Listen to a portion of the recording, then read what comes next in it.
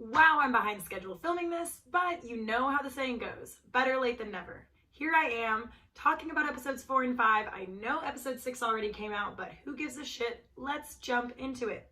I am so excited. We have never had an Austinite on 90 Day Fiance before, and if you've been paying attention, you know I'm talking about Patrick. Patrick, of course, is the beefy former bodybuilder who got kicked out of bodybuilding competitions for not one, but 2 doping violations. How do you get caught for that twice? I'm very confused as to why after the first time you thought it would be a good idea to do it again. When I first heard he was going to be on the show, I was really excited because they've never really shown much of Texas before, and certainly not the city of Austin. And I was getting a little worried that I had heard wrong because the first 3 episodes barely showed anything about Patrick and Thais. So I was thinking maybe I had gotten fake spoilers, or maybe I just hallucinated the fact that there was going to be somebody from Austin on the show. And then I saw a promotional photo that showed his location as Dallas, Texas. And I was very upset and confused because fuck Dallas. But in his first episode, it is very clear he's in Austin. They showed the airport, our dinky little baggage claim area with its little nutcrackers and Christmas trees. That's Austin. So we are good to go. He's finally here. And I will say, when we first met Patrick and it showed how much, I was about to say Brazilian, Portuguese that he actually spoke, I was really impressed. You know, a lot of times on this show, we do not see that happening with the American side of the couple. They almost never know or even make an effort to learn the language of their significant other, with, of course, the exception of a couple of the Mormon missionaries. But that was not for the significant other. That was for their mission. They learned it before they even met that person. So I don't even think it counts. It's nice, but it doesn't count. Patrick, on the other hand, seems to have learned Portuguese for Thais. However, I did see somebody on Reddit say that his father is from Brazil and he actually grew up hearing and partially speaking the language. If that's true, it does make it a little less impressive. However, I have no way at all to corroborate this fact. I don't know the guy. However, if someone wants to give me his number, I'll hit him up. Maybe we can chat and I can get to the bottom of it. I think that would be interesting, but I don't think I have any viewers, so I doubt that's going to happen. I'm also curious how long Patrick has lived in Austin because his brother is so Massachusetts, like his accent is ridiculous. Just curious when he moved here and how that all worked out. But doesn't really matter that much for the plot of him and Thais. Even though I was ragging on Patrick earlier for getting caught twice for performance-enhancing drugs, I do think it's good that he, in the episode, was owning up to his mistakes, saying, yes, I definitely messed up in the past. I'm trying to move past it and become a better person, and I admit that I was wrong. There is, you know, he already got caught, so of course, like, he's not owning up to anything, but at least he is owning those mistakes. I do think that is important. His fiance, Thais, is following that classic 90 Day Fiance storyline where she's coming here, she's gonna live in his house, but she doesn't want to have to share that space, especially with his brother, John. Most young people have roommates. Granted, a lot of my friends don't, but they're a lot smarter and more successful than I am. The only reason I don't have a roommate is because I live with my boyfriend, so I'm cheating. With how expensive Austin has gotten just in the last couple of years, it absolutely makes no sense for Patrick and Thais to move out on their own right away, especially because Patrick is going to be financially supporting Thais. And I think with the rent prices, on top of having a whole other person to buy food for, and, you know, they're using electricity, and probably she needs health insurance and all the works, I don't think it's a good idea to move out on his own. But on the other hand, I do understand since the brother is... Moving on to episode 5, I was actually really touched when it showed Thais and her grandma and her little sister, and then the conversation with her dad. Seeing people with their family always really humanizes them, and it was nice that they actually had a normal human connection. We really see this a lot with, especially the Americans. They normally don't have great relationships with their family. They don't always have awesome relationships with the people around them.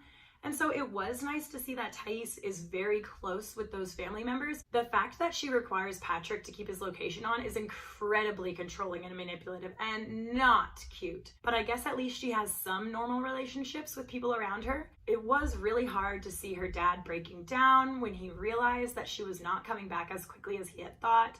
I did live away from my parents for just a little while. I don't live with them now, but I live in the same general area of the world, and it was very hard being away from them. Not as much for me, but I know it was incredibly difficult for them, and if I ever wanted to be there for them, I could not. That woman at the bar when Patrick and John were there, John is the brother's name, right? Let's go with John. That woman has no idea what she's talking about. It is not cute. It is not sweet that Thais is checking up on Patrick all the time. Now, granted, maybe she has some reason not to trust him. I don't know what happened in their past, but having somebody being forced to turn on their location just so that you will leave them alone is not acceptable. Not acceptable. As someone who's been in a relationship before with somebody who tracked my location and looked at my messages, if somebody is treating you that way, please get out. It doesn't matter what excuses they give you. It doesn't matter if they're jealous. You're not losing something that great if they can treat you like that. That's my personal opinion, but I do feel this way. It is not healthy. It is not safe to be that jealous, and you deserve better. Moving on to Kobe and Emily. I talked about them quite a bit in my last video, but they have a lot of fun stuff going on, so I'm gonna keep going. The boob situation. I cannot. The boob situation is totally silly. I barely even want to talk about it because it's so ridiculous, but I've seen a lot of people talking about it on Reddit, and I just want to share my 2 cents.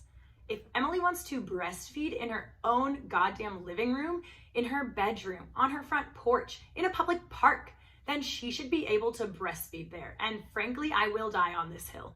The fact that her parents don't care and Kobe was the only one who really gave a shit about it makes it even worse, because it'd be one thing if her father was like, well, yeah, I wish you could go in a closed room to breastfeed. I can understand. As a woman, I would not breastfeed in the same room as my dad, even though I would probably do it in public. I would rather have a stranger see me than my own father. That's just me. But if she's comfortable with it and her parents are comfortable with it and she's feeding her baby, fucking lay off. And the joke that Kobe made, I hope it was a joke. I think it was a joke, right? He can't share his boobs with his son. Not a good joke, man. Just brush past it. Don't let it come up again, and we can just forget about it. I'll give you this one pass because Emily was being ridiculous at the restaurant. So now you're even. Like I said, I am gonna chalk it up to a joke. Kobe seems like a really nice guy to me. He seems very level-headed.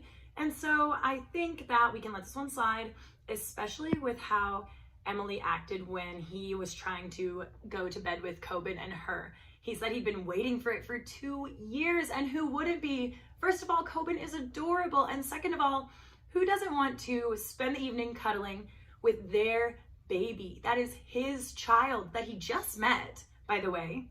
And all he wanted to do, his lifelong dream or his 2-year dream, whatever, doesn't matter, was to spend the night with his son and the woman that gave birth to that son.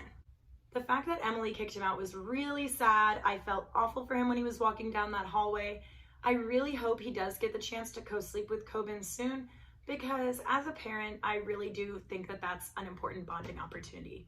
I'm not a parent, so I have no idea what I'm talking about, but babies are so cute. And finally, Jibri and Miona. I hope I'm saying his name right. I'm just gonna say it how Miona and his parents kind of say it, which is like Jibri. Jibri sounds like debris. But the good news is I don't have a lot to say about them because they have nothing going on. They're just 2 immature jerks. I mean, they seem nice enough, but they seem conceited. They seem lazy. And that dinner, oh my God. So far in this season, all Miona has done is complain about their free housing, and all Jibri has done is simp for Miona.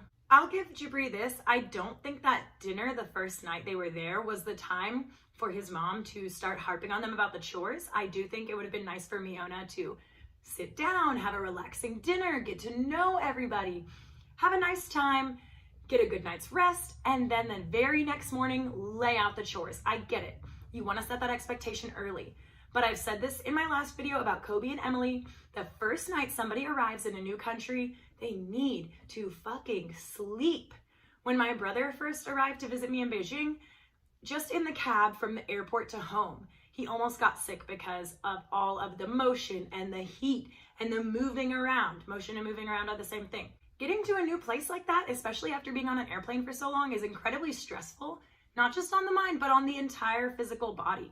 So I can only assume these people like Miona and Kobe, they're getting these conversations shoved in their face and they're like, I just want to eat and sleep, or fall asleep in their clothes in front of the TV. That's what I would do. Just let Miona have a goddamn night's rest before you start telling her what a burden she is on your household. I'm not gonna go into their silly aspirations here because they are so nonsensical that they're never going to happen. Starting a makeup line is not feasible. Being in a band is not that feasible. And frankly, living in LA while you're pursuing those jobs is definitely not feasible. And so I'm gonna skip right past that and just talk about that god-awful dinner.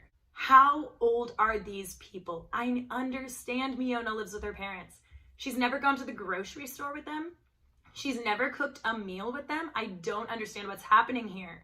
I work about 60 hours a week, and when I get home, I want to do absolutely nothing but sit on my couch and watch 90 Day Fiance. But I would not eat a pre-made meal. Those things are nasty, bony and gristly and overcooked or undercooked. The fact that they couldn't even take the time to make fettuccine themselves, it's literally the easiest recipe in the book. You buy chicken, you cook the chicken, you cook the pasta, and you pour in pre-made sauce. It's not gonna be the best flavor in the world if you don't do anything else to it, but god damn it, it's better than what they served. I just don't understand it. How do you pass the age of 15 without knowing how to boil pasta or make eggs? What's the opposite of impressive? Disappointing is not a strong enough word here. If anybody's watching this video, thank you so much. I'm gonna make a new one soon about the couples I haven't covered yet. I'm gonna make one about Binny and Ari, and I have to talk about episode 6, which actually was very entertaining. 5 bored me to tears. I will see you guys hopefully very soon.